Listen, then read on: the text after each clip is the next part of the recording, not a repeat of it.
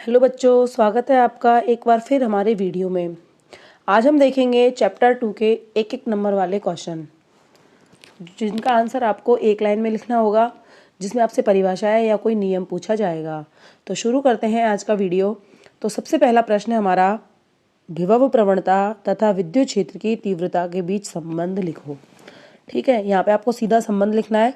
एक नंबर में आपसे पूछा जाएगा, तो इसका आंसर है E बराबर माइनस dV/dx, या हम इसे E बराबर माइनस dV/dr भी लिख सकते हैं।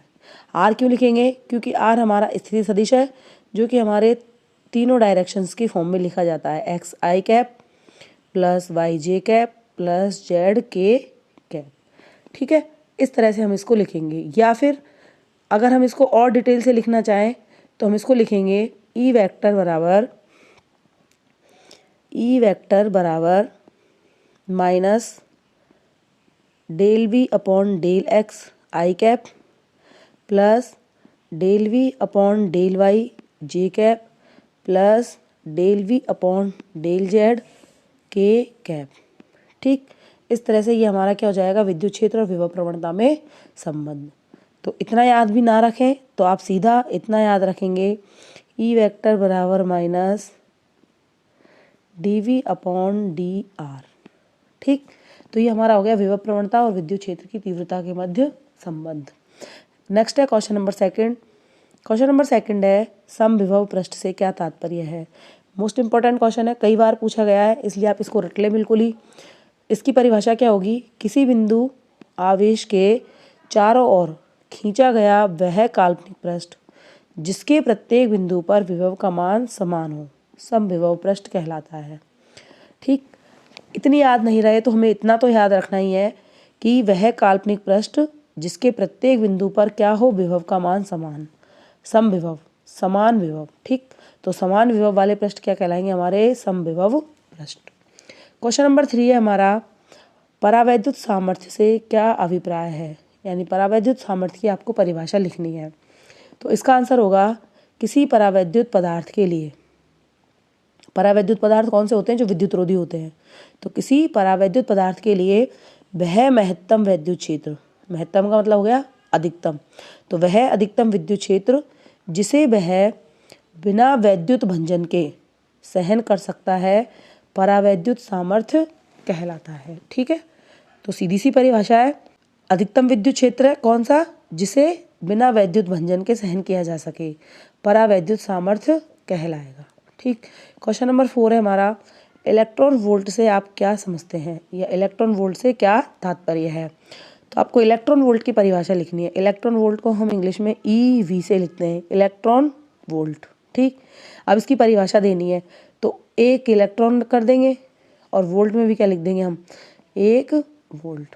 ठीक, हम क्या कह रहे हैं, इलेक्ट्रॉन वोल्ट को हम लिखते हैं EV से, इलेक्ट्रॉन की वैल्यू भी 1 कर देते हैं और वोल्ट की वैल्यू भी 1 कर देते हैं। तो इसकी परिभाषा आ जाएगी हमारे पास, किसी इलेक्ट्रॉन को एक बिंदु से दूसरे बिंदु तक ले जाने में किया गया कार्य 1 इलेक्ट्रॉन वोल्ट कहलाता है। कब, जबकि उन दोनों बिंदुओं के बीच 1 वोल्ट का विभवांतर हो। जैसे आपके पास दो बिंदु है, बिंदु A है और ये बिंदु B है। ठीक, तो अगर हम इस बिंदु से किसी एक इलेक्ट्रॉन को ले जाएं बिंदु B तक, तो जो किया गया कार्य है वो क्या होगा, हमारा 1 इलेक्ट्रॉन वोल्ट। लेकिन कंडीशन क्या है कि इन दोनों भी बिंदुओं के बीच जो पोटेंशियल डिफरेंस है डेल्टा V, वो हमारा 1 वोल्ट होना चाहिए। तो यदि दो बिंदुओं के बीच 1 वोल्ट का विभवांतर हो, तो एक इलेक्ट्रॉन को एक बिंदु से दूसरे बिंदु तक ले जाने में किया गया कार्य ही हमारा क्या कहलाएगा, इलेक्ट्रॉन वोल्ट।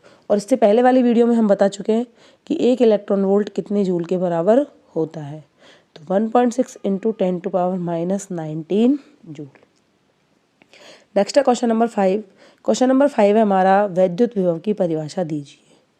ठीक है, तो वैद्युत विभव की परिभाषा दें उससे पहले हम इसका सूत्र याद रखेंगे कि B बराबर क्या होता है, W/Q0। W आपका कार्य है, Q0 हमारा परीक्षण आवेश है। ठीक, तो यदि हम Q0 परीक्षण आवेश की वैल्यू क्या कर दे, 1 कूलाम्ब, क्या कर दे, 1 कूलाम्ब, तो हमारे पास B बराबर क्या आ जाएगा, W। ठीक, तो परिभाषा क्या हो जाएगी, एकांक परीक्षण धनावेश को अनंत से विद्युत क्षेत्र में किसी बिंदु तक लाने में किया गया कार्य ही विद्युत विभव कहलाता है। ठीक है, तो 1 कूलाम आवेश को कहाँ से लेके आना है आपको? अनंत से। तो अनंत से 1 कूलाम आवेश को किसी बिंदु तक लाने में जो कार्य किया जाएगा वो हमारा क्या होगा? वैद्युत विभव। B बराबर W/Q0 ध्यान रखना है, और वैद्युत विभव का मात्रक क्या होता है आपका? वोल्ट। नेक्स्ट है क्वेश्चन नंबर 6। क्वेश्चन नंबर 6 में पूछा गया है विभवांतर की परिभाषा दीजिए। ठीक है, तो विभव और विभवांतर दोनों एक ही बात है, बस अंतर इतना है कि विभवांतर के लिए हमें 2 बिंदु चाहिए होते हैं, जैसे बिंदु A और बिंदु B, जबकि विभव में एक बिंदु हमारा अनंत पर होता है। तो यदि हम परिभाषा निकालें तो वही परिभाषा होगी। Q0 को कितना करेंगे? 1 कूलाम। तो 1 कूलाम आवेश को या एकांक धन परीक्षण आवेश को विद्युत क्षेत्र में एक बिंदु से दूसरे बिंदु तक ले जाने में जो कार्य किया जाता है वो हमारा क्या कहलाता है? विभवांतर। परिभाषा देखो, एकांक परीक्षण धन आवेश को विद्युत क्षेत्र में स्थित किसी एक बिंदु से दूसरे बिंदु तक ले जाने में किया गया कार्य ही विभवांतर कहलाता है। V2 - V1 लिखें, या इसको क्या लिखें? Delta V। डेल्टा V बराबर W21/Q0। ये इसका क्या हो गया? सूत्र हो गया, और मात्रक इसका वही क्या होगा? वोल्ट। नेक्स्ट है क्वेश्चन नंबर 7। क्वेश्चन नंबर 7 है विद्युत विभव की विमा लिखिए। ठीक, विमा आपके सामने लिखी हुई है M1 L2 T - 3 A - 1। या तो आप ऐसे याद रखिए या फिर आप बनाना सीखिए।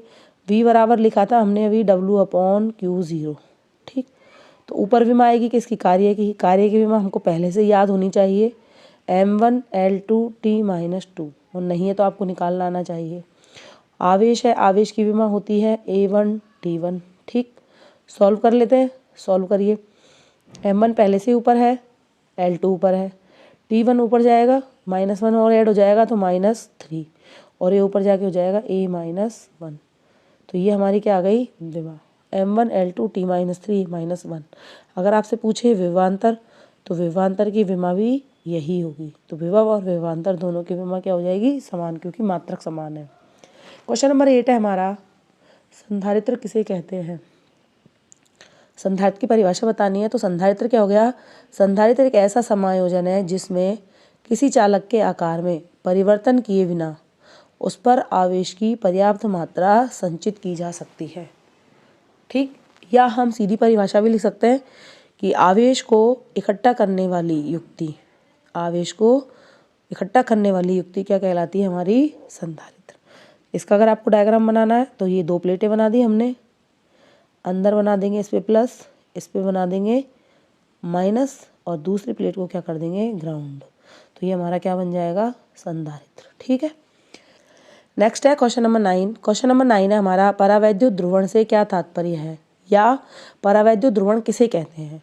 तो इसकी परिभाषा देखिए, किसी परावैद्युत अथवा विद्युत रोधी को बाह्य विद्युत क्षेत्र में रखने पर इसके धन व ऋण आवेशों के केंद्र पृथक पृथक हो जाते हैं। जैसे आपका कोई ये परावैद्युत पदार्थ है, ठीक है, तो इसमें क्या होंगे? धनावेश और ऋणावेश समान मात्रा में होंगे। तो जैसे ही हम इसको बाह्य विद्युत क्षेत्र में रखेंगे, बाहर से हम क्या लगाएंगे? विद्युत क्षेत्र, तो इसके जो धनायन और ऋणायन के जो केंद्र हैं वो क्या हो जाएंगे? एक दूसरे से पृथक पृथक हो जाएंगे, एक तरफ प्लस और एक तरफ माइनस, जिससे इसमें क्या आएगा? वैद्युत द्विध्रुवागुण प्रेरित हो जाएगा। और विद्युत द्विध्रुवागुण जब प्रेरित हो जाएगा तो यही घटना हमारी क्या कहलाएगी? परावैद्युत ध्रुवण।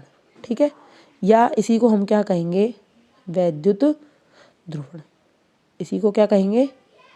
वैद्युत ध्रुवण। तो आपसे वैद्युत ध्रुवण की परिभाषा पूछे या परावैद्युत ध्रुवण की परिभाषा पूछे, याद रखना है सेम है कि जब किसी परावैद्युत पदार्थ को बाह्य विद्युत क्षेत्र में रखा जाता है तो धनावेश और ऋणावेश के केंद्र क्या हो जाते हैं? अलग अलग, जिससे क्या? द्विध्रुवागुण उत्पन्न हो जाएगा, और यह घटना हमारी क्या कहलाएगी?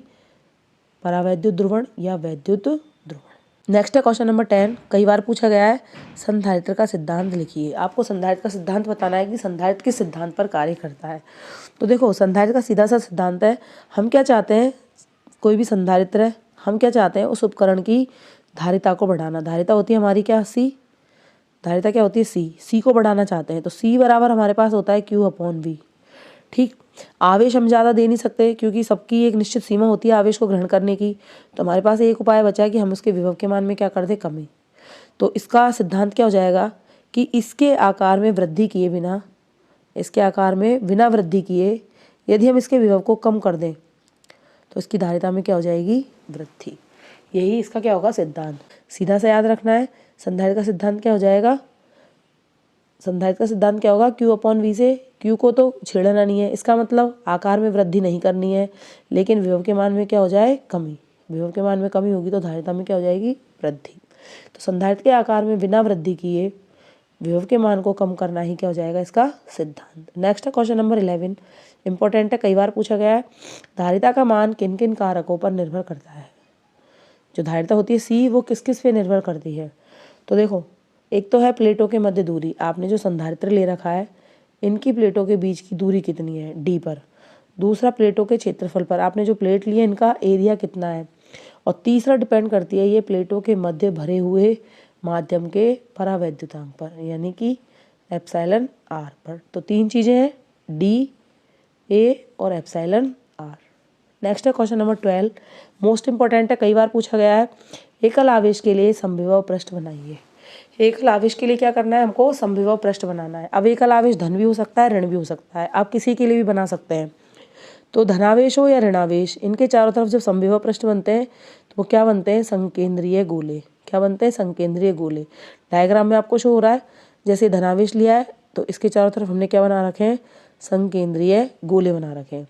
और ये गोले क्या होंगे? इनके समविभव पृष्ठ। और विद्युत क्षेत्र की दिशा यदि बतानी है तो धनावेश के लिए किधर बनती है? बाहर की तरफ। और यदि आप ऋणावेश बना रहे हो तो बनेंगे तो संकेंद्रीय गोले ही, लेकिन दिशा किधर बन जाएगी? हमारी अंदर की तरफ।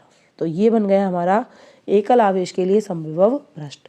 नेक्स्ट है क्वेश्चन नंबर 13। क्वेश्चन नंबर 13 है, ये भी कई बार पूछा गया है। वैद्युत द्विध्रुव के लिए समविभव पृष्ठ बनाइए। आपको द्विध्रुव दे रखा है, उसके लिए समविभव पृष्ठ बनाना है। तो द्विध्रुव है तो हमने एक ऋणावेश ले लिया, एक धनावेश ले लिया, ठीक है। तो जैसे वैद्युत बल रेखाएं बनाती है ऐसे ही इसको बनाना है। तो हम वैद्युत बल रेखाएं बनाते हैं, देखो धन से ऋण की ओर, और ये ऋणावेश में अंदर की ओर है और धनावेश में ये बाहर की ओर है, ठीक है। अब पृष्ठ बनाने के लिए प्लस के चारों तरफ गोले बना लेंगे, जैसे ऋणावेश के चारों तरफ गोले बना लिए, और जैसे जैसे इनके बीच में पास आएंगे ये हमारा पृष्ठ क्या हो जाएगा? सीधा। और फिर यहाँ से धीरे धीरे क्या होगा? ये वक्राकार, ठीक है, चित्र में दिख रहा है आपको।